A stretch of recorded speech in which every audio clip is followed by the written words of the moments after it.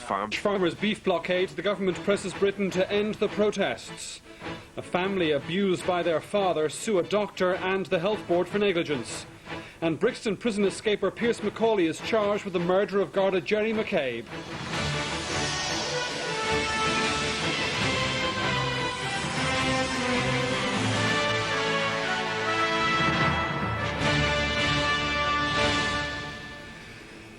Good evening, welcome to 6-1. Also on the programme this evening, anti-poverty campaigners describe yesterday's budget as the worst in 20 years. Winnie Mandela tells the South African Truth Commission she's deeply sorry and that things went horribly wrong. And in sport, the draw for next year's World Cup has just begun in Marseille. But first, Irish road hauliers are preparing to face a fourth night of protest at British ports after indications that the British farmers' blockade of Irish beef is likely to spread. The Minister for Agriculture, Joe Walsh, says he's been assured that everything possible is being done to ensure that the blockades, which began on Sunday, will be lifted within the next few days. Mr. Walsh was speaking after a meeting in London this afternoon with his British counterpart. This evening, the Taoiseach spoke by telephone to the British Prime Minister Tony Blair and expressed his concern at the situation. Earlier, Mr. Ahern told the Dáil that it was time for the British government to put its good words into action. Britain's Agriculture Minister told his cabinet colleagues at Downing Street this morning that it was ironic that Irish beef was being affected by the blockades. Ireland, he says, is a strong supporter of efforts to get the EU ban on British beef lifted. Later, at a meeting with Joe Walsh, he was anxious to stress that the British government did not support the sort of tactics used by farmers at British ports. But this is damaging British interests too. It's damaging the prospects for our meat industry. It's inflicting problems on one of our staunchest supporters in our efforts to get the beef ban lifted.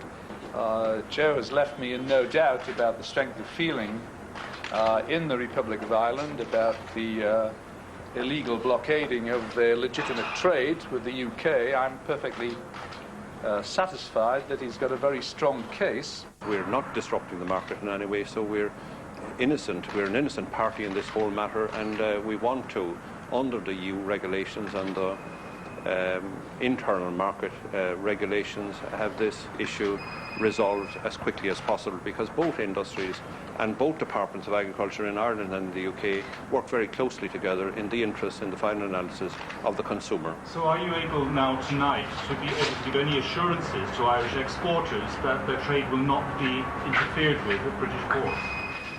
Well, I would be able to say to them that I put the case very strongly to the ministry here, and that I have received assurances that every possible measure will be taken to ensure that there is unimpeded access to the UK market by Irish exporters. However, despite the warm ministerial words, farmers at marts around Britain were meeting today to consider how to step up their protests. Dover could be the latest port to be hit tonight. In a bid to avert a crisis, the IFA President John Donnelly was this evening meeting leaders of the British National Farmers Union at this Heathrow hotel. But fears that imports of cheap Irish beef and the latest anti-BSE measures in Britain have hit sales of British produce were not borne out by retailers today, who've been saying that beef sales have been holding up. However, all the large multiples have now removed all bone-in beef from their shelves, even though the ban on its sale may not be enforced for several weeks. British ministers have now established an inquiry into exactly how the BSE crisis has been handled. They still insist British beef is safe. However, the new anti-BSE measures have only made farmers even angrier at Ireland's cheaper beef imports. Brian O'Connell, RTE News, at the British Ministry of Agriculture. At least another 3 trucks carrying beef from this country were stopped by Welsh farmers at Holyhead today. The Irish Road Haulage Association has urged its members travelling to Britain not to turn back if they should encounter protesters.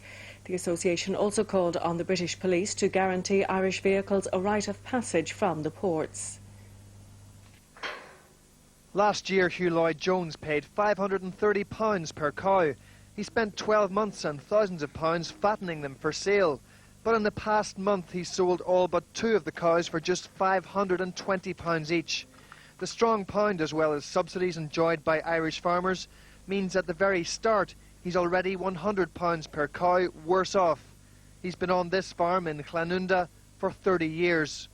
It's a disaster, to be honest with you. A lot of us won't be here, they won't survive if this situation lasts longer. Hugh was part of the blockade at Holyhead in the early hours of this morning when the HSS Stena line arrived from Dunleary. One truck driver carrying butter and cheese didn't know if he'd get off the ferry. You just have to do it and that's it. They're not going to let you out, there's no point trying, like so. There was a strong security presence at the port as farmers vented their fury at Irish imports. No, we don't want no trouble, we want no Irish beef coming in here. None. I'm a farmer. Yeah, let's check it here then. In fact, no Irish beef was on board, exporters having taken their chances elsewhere. Even so, farmers were making sure. The 20-odd trucks on board were all thoroughly searched before being allowed through. Well, I think that the Welsh boys have a very close relationship with the Irish, and that we have great sympathy. We have a great sympathy with harming our own port here in Holyhead. We have a great sympathy with causing trouble to the police and to everybody else here. But I think that we've got no other alternative. We're not against the Irish at all, you see. We are against the European policy or the British policy, whatever. One driver who got through was frustrated at the delay. It's a pure cod, really. We're held up for no reason. There's only a couple of trucks on this. There's one truck carrying mushrooms, I think. That's about the only one that's held up for anything. As more ports fell to the blockade overnight, it's now virtually impossible for Irish beef to get into Britain and onto the continent. With confidence and anger growing among Welsh farmers and their counterparts in England and Scotland, there's every danger the blockade could spread to other imports as well as beef. Tony Connolly, RTE News, Holyhead. Well, the European Union's Internal Market Commissioner told RTE tonight that Brussels may intervene in the row over Irish beef exports to the UK. Commissioner Mario Monti said he was writing to the British authorities to remind them of their duty to keep open their markets. While the Minister for Agriculture travelled to London, the farmers took their case to Brussels. An IFA delegation this afternoon met Internal Market Commissioner Mario Monti and received an assurance he would put pressure on the UK authorities. If in the next few hours or days we establish that there hasn't been sufficient action on the part of the British authorities, then we would open an infringement procedure under Article 169 of the treaty towards the British authorities.